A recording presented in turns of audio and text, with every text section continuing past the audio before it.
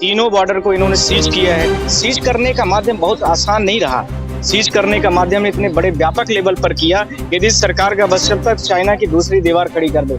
कि किसानों के साथ में उसकी बेसिक चीज क्या रही है, उस पर फोकस करने की ज्यादा जरूरत है, बजाय इसके कि आप सारी चीजों को बैन कर दे, रिग्रेट कर दे। एक तरफ सरकार बंद कर रही है, एक तरफ आप भी बंद कर देंगे, जनता कहाँ जाएगी? या तो संविधान के जितने आर्टिकल्स दिए गए, आर्टिकल 32 को हटा दीजिए, 141, 142 जो सुप्रीम कोर्ट के पास स्पेसिफिक पावर है, उन सारी चीजों को हटा दीजिए। कोई भी जनता नहीं आएगी। या मान लेगी कि हम तानाशाही सरकारों में जी रहे हैं, जैसे चाइना में हो रहा है, जैसे रशिया में हो रहा है, जैसे टर्की में हो रहा है, जैसे और भी इस्लामिक कंट्रीज हैं, वहां जैसे हो रहा है बर्ताव, वैसे हम भारत देश में भी रह लेंगे। ये सारे लोग इस मूड पर बनते जा रहे हैं। प्रधानमंत्री ने आप लोगों के माध्यम से पूरे देश को बोला था कि हम तीनों किसान कानून जो है उसको लागू कर रहे हैं, एमएसपी पर हम सारी चीजों को नियम ला रहे हैं। आज वो कहाँ है बने हुए? आप सारे लोग बताइए, पूरे देश के लोग, कि ये आवश्यकता देखने की जरूरत है किन चीजों को लेकर के वो यहाँ भारत देश की सीमा रेखा तक, दिल्ली की सीमा रेखा तक आ रहे हैं। किसान देखिए, आप पंजाब से आ रहे हैं, 600 500 किलोमीटर ट्रैक्टरों में अपना डीजल डाला के आ रहे हैं। इतने महंगे डीजल है, उनके बारे में आप नहीं सोचते? क्या आवश्यकता क्या है उनकी आने की? सटीक खबरों का सीधा असर। आप देख रहे हैं एनसीआर समाचार, खबर भी असर भी। इसमें जो विभिन्न चीजें हैं, किसानों से संबंधित जो भी पेस्टिसाइड है, केमिकल्स हैं, जितनी भी चीजें आ रही हैं, इतने हाई प्राइस पर हो रहा है। तीसरी इसी के साथ में जो सबसे बड़ा मुद्दा है, आप देखिए पूरे पंजाब में बड़े बड़े वेयर हाउसेस खोल दिए गए हैं अडानी के नाम पर। किसानों के जो फार्मिंग थी पूरी तरीके से वो कहीं ना कहीं रिग्रेट होती जा रही है। इसके साथ में चौथा और बहुत महत्वपूर्ण मुद्दा है, अभी दिल्ली हमारे सुप्रीम कोर्ट बार एसोसिएशन का जल्दी ही चुनाव होने वाला है। तो आदिश अग्रवाल साहब से मेरा अनुरोध है कि चुनाव का परिणाम जो है उसको किसानों के साथ राजनीति में वो न करें, और किसी स्पेसिफिक पार्टी को लेकर के इस तरह से उनको बोलने की जरूरत नहीं है। उनको, मुझे लगता है कि honourable chief justice of India को भी इस चीज पर फोकस करने की जरूरत है कि जो उन्होंने सुमोटो लिया हुआ है, ठीक है, लेना चाहिए, पर इसके साथ में जो हमारे रूलिंग गवर्नमेंट है, स्पेसिफिक गवर्नमेंट है, उससे इस चीज के बारे में पूछ लेना चाहिए कि सारे किसान क्यों आए हैं, क्यों बैठे हैं। इनके मुद्दे को 2 से 3 दिन में सॉर्ट आउट करिए आप। क्या जरूरत है कि इतने बड़े ठंडी में, इतने बड़े खराब मौसम में, इतनी खराब वेदर कंडीशन में किसानों के, अभी आप देखिए कि गेहूं की कटाई होने वाली है, वो सारे किसान बेचारे यहाँ पर लग रहे हैं। आप देखिए आंसू के गोले उन्हीं जवान बच्चों के माध्यम से कराया जा रहा है। उन्हीं के साथ में आप देखिए उन किसानों के साथ में कितनी बर्बरता पूर्वक उनके साथ में लाठीचार्ज किया जा रहा है। तीनों बॉर्डर को इन्होंने सीज किया है। सीज करने का माध्यम बहुत आसान नहीं रहा। सीज करने का माध्यम इतने बड़े व्यापक लेवल पर किया, यदि सरकार का बस चलता तो चाइना की दूसरी दीवार खड़ी कर देता।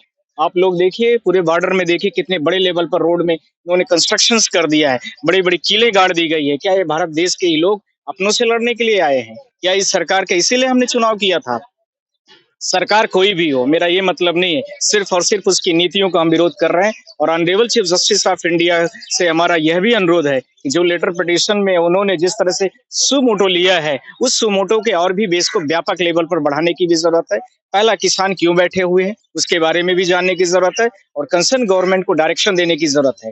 पॉइंट नंबर 2, ईवीएम को लेकर के जब हम आप लोगों के माध्यम से पूरे देश में हंगामा था, पूरे देश के लोकतंत्र में हंगामा है, ईवीएम को लेकर के वोटिंग इतने खराब तरीके से हो रही है, वोट कास्टिंग इतने बड़े व्यापक के लेवल पर है। आप देखिए पूरे लोकसभा के चुनाव की गड़बड़ियां हैं, मध्य प्रदेश, छत्तीसगढ़, राजस्थान जैसे 5 राज्यों के चुनावों की गड़बड़ी, वो सारे चीजों को लेकर के आप सुमोटो पर नहीं आते हैं। आप सुमोटो आते हैं स्पेसिफिक पॉइंट को लेकर के। हम आपसे honourable chief justice of India के घर जाके मिले, उसके साथ में हमने कंसर्न तरीके से 5 दिन तक पूरा कोर्ट में आप मतलब सारी चीजें होती रही कि हम सुमोटो हो रहा है इस पे। इसके बाद आप हमें रेट पिटीशन फाइल करने के लिए आप डायरेक्शन दे रहे हैं। तो इन सारी चीजों को भी ध्यान देने की जरूरत है।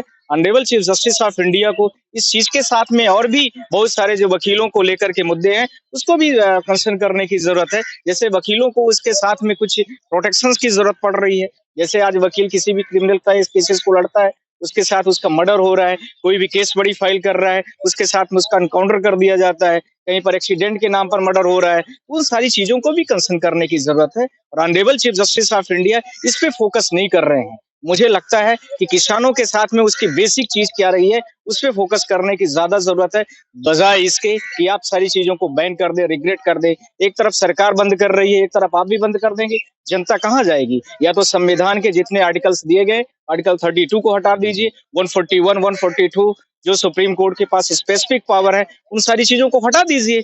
कोई भी जनता नहीं आएगी। ये मान लेगी कि हम तानाशाही सरकारों में जी रहे हैं, जैसे चाइना में हो रहा है, जैसे रशिया में हो रहा है, जैसे टर्की में हो रहा है, जैसे और भी इस्लामिक कंट्रीज हैं, वहां जैसे हो रहा है बर्ताव, वैसे हम भारत देश में भी रह लेंगे। ये सारे लोग इस मोड पर बनते जा रहे हैं। मैं यही कहना चाहता हूं कि हाल फिलहाल में जो सरकारें हैं, जिस तरह से इसके पहले जब होता था, ये सरकारें डायरेक्ट जुडिशरी पे इंटरफेयर नहीं करती थी, इतने बड़े लेवल पर डेमोक्रेसी पर खतरा नहीं होता था, इतने बड़े लेवल पर लोगों को ईडी और सीबीआई जैसी बड़ी बड़ी जो संस्थान हमारे भारत देश की है, उस पे ये सारी एजेंसीज को लेकर दुरुपयोग का कोई भी मामला आप नहीं देखेंगे। पर आप देखिए कि इस समय पर करंट में ईडी के पास 59,000 केसेस या 5900 बाई मिस्टेकली ध्यान रखना है, 59,500 या 59,000 है।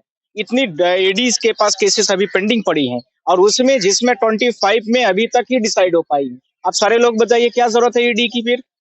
कितनी केसेस पेंडिंग है, कितनी चार्जशीट पेंडिंग है। आप सिर्फ और ईडी और सीबीआई का दुरुपयोग, इसके पहले की गवर्नमेंट मैकेनिज्म सिस्टम को इतने हायर लेवल पर नहीं प्रॉब्लम करती थी, नई इशू को उतने मिसयूज करती थी। ये सारे भारत देश के लोगों को लेकर के है कि ईडी और सीबीआई का जो मामला है, हम ऑनरेबल चीफ जस्टिस को आपके माध्यम से बोलना चाहते हैं कि जो इतनी इलीगल डिटेंशन हो रही है, जो भी ट्रायल्स केसेस में इतनी पेंडेंसी है, आप जुडिशरी कमेटी गठित करके एक सीधा पूरा सेटअप बना दीजिए कि क्या क्या जरूरत है ईडी को लेकर के, क्या इनकी गाइडलाइन होनी चाहिए किसी को पकड़ने अरेस्ट करने की, क्या इसके साथ में ईडी का कैसे उपयोग करने की जरूरत है। आप इसमें जुडिशरी के साथ में एक डायरेक्शन के साथ में अपनी सुपरवाइजरी कमेटी गठित कर दीजिए।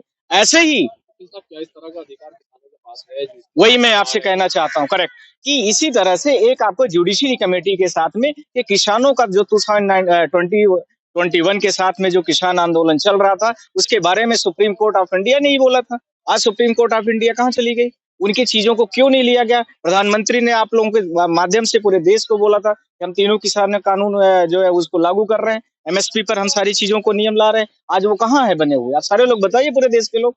तो आप बताइए कि 2019 से लेकर के 2024 का चुनाव आने वाला है, लगभग 16 अप्रैल की मतलब जो आ रही है नोटिफिकेशन कि 16 तारीख के बाद से अप्रैल में चुनाव होने की आशंकाएं हैं। आप सारे लोग बताइए कहाँ चले गए? अग्रवाल जी ने जो शिकायत दी है कोर्ट में, क्या सरकार से प्रेरित लगती है आपको भी? ये सारा सरकार से प्रेरित है, उनको चुनाव लड़ना है, चुनाव जीतना है। राज्यसभा जाएंगे वो? राज्यसभा भी है, और दूसरा सुप्रीम कोर्ट में दोबारा अभी जो है तो चुनाव उनको लड़ना है, जीतना है। इसके लिए वो एक तरह के एक पूरे भारत देश में अपना परसेप्शन तय कर रहे हैं।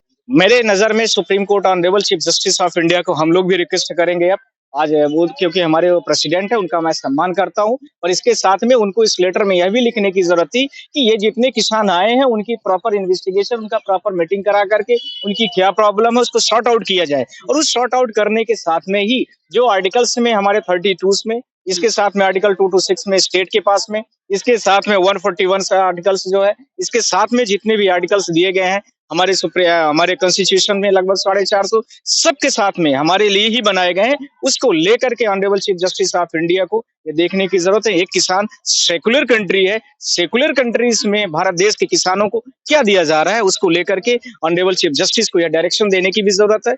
ये सारे लोगों को एक कमेटी गठित करे, इनका क्या प्रॉब्लम है उस प्रॉब्लम को सॉर्ट आउट किया जाए, और सॉर्ट आउट करके उसके साथ में फिर सुमोटो लिया जाए तो ज्यादा बेहतर होगी, और सरकार के साथ में भी लिए जाने की भी आवश्यकता है। पिछले बार जब प्रदर्शन हुआ था किसानों को, पांचों बॉर्डर भारत देश के जो है दिल्ली के एनसीआर के हैं, पांचों जाम थे। कोई भी ऐसी घटना बताइए कि एम्बुलेंस कहीं फंसी हो। शायद मुझे लग रहा है कोई एम्बुलेंस के नाम पर ही उन्होंने इन सारी चीजों के बारे में बोला है। तो वो तो इतने कोऑपरेटिव लोग हैं, इतनी सारी एम्बुलेंस, वो तो फ्री में सारी चीजें अपने तरीके से कोऑपरेट करते हैं, अपने तरीके से वो खाना बनाते हैं, एक दूसरे के लिए मेडिकल, एक दूसरे के लिए फैसिलिटीज, हॉस्पिटल, जितनी भी चीजें हैं सारी चीजों को अवेलेबिलिटीज कराते हैं। वो तो बड़े अच्छे लोग हैं, ऐसा नहीं है, पर उनकी ये आवश्यकता देखने की जरूरत है किन चीजों को लेकर के वो यहाँ भारत देश की सीमा रेखा तक, दिल्ली की सीमा रेखा तक आ रहे हैं। किसान देखिए, आप पंजाब से आ रहे हैं, 600 500 किलोमीटर ट्रैक्टरों में अपना डीजल डाला के आ रहे हैं, इतने महंगे डीजल है, उनके बारे में आप नहीं सोचते हो? क्या आवश्यकता क्या है उनकी आने की? आप यहाँ, हम और आप सारे लोग खड़े हैं, यहाँ आने की आवश्यकता कुछ न कुछ होगी, कुछ न कुछ उसका पॉइंट्स होगा, उस पॉइंट्स को लेकर के बोलने की जरूरत है, और उसको भी कंसीडर करने की जरूरत है कि किसानों की जो बेसिक चीजें हैं उस मांग को सरकार 3 दिन, 5 दिन, 1 हफ्ते के अंदर में उसको निपटाए, और उसके साथ में फिर उसको डायरेक्शन देते, तो मुझे और आम किसान को भी ज्यादा अच्छा लगता है। चुनाव से ठीक पहले दो चीजें देश में हो रही हैं। एक तरफ ईवीएम को लेकर व्यापक स्तर पर प्रदर्शन हो रहा है, दूसरी तरफ किसान आंदोलन। तो कैसे देखते हैं 2024 को? मैं आप लोगों के माध्यम से इसके साथ में आप जोड़ना चाहते हैं, ये बोलना चाहता हूँ, इसी हफ्ते में मध्य प्रदेश, छत्तीसगढ़, राजस्थान वाले जो डेटा से जो ईवीएम और वीवीपैट वाली प्रिजर्व वाली चीजें हैं, उसकी कोर्ट ने फिर से ले लिया है कंसिडरेशन में। वो सारे इलेक्ट्रॉनिक एविडेंसेस जो सुप्रीम कोर्ट ऑफ इंडिया के डायरेक्शन में पिटीशन पेंडिंग है, वो कल मैंने उसको फिर से कर दिया है और इस हफ्ते में वो केस लग रहा है। जो छत्तीसगढ़, मध्य प्रदेश और राजस्थान में अंडर सेक्शन से इलेक्शन कमीशन का जो अंडर सेक्शन 90 है, उसके आधार पर 1 ईयर के लिए प्रिजर्व करने की आवश्यकता है, वो पिटीशन आ गई है। और आप लोगों को मध्य प्रदेश, छत्तीसगढ़, राजस्थान वाली जो ईवीएम, वीवीपैट और उसके साथ में चिप और जो कोडिंग यूज की गई थी, उसकी फिर से supreme court evidences, secondary evidences को रिकॉल करने के लिए हमने फिर से कर लिया, वो पिटीशन आ रही है।